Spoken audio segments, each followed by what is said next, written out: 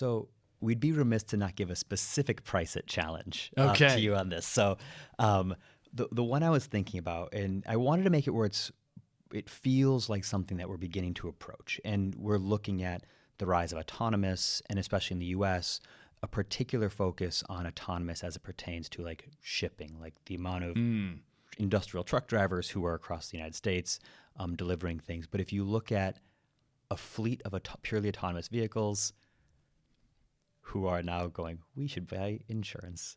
The accidents won't be zero, despite the claims of what the Yes. AI can do.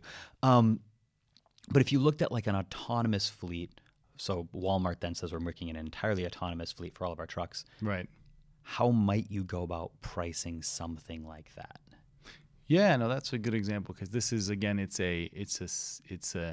feels like a huge leap forward. You have robots driving around, but in a sense, it is still part of a continuum, right? I mean, before there were robots driving, right? You have the little thing that beeps when you're getting too close, when you're backing up.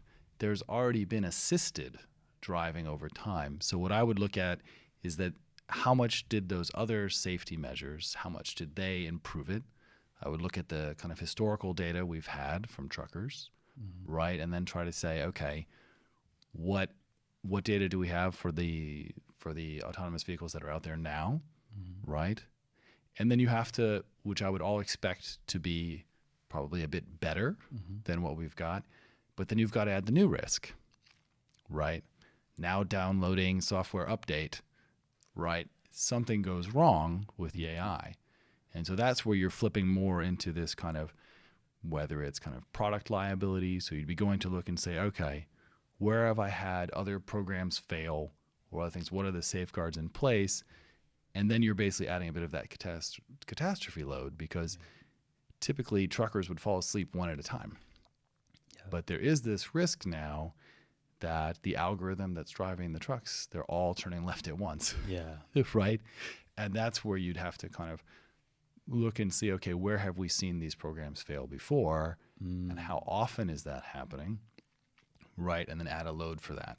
Yep. Which again is a mix of those two loads I was talking about, where you say some of this is just that fear load or that we don't understand it yet. And then some of it is going to be truly, yes, okay, no, we've seen that 1 in 100 times. This software, this critical software will break. Yeah. Right. And then what are the consequences of that?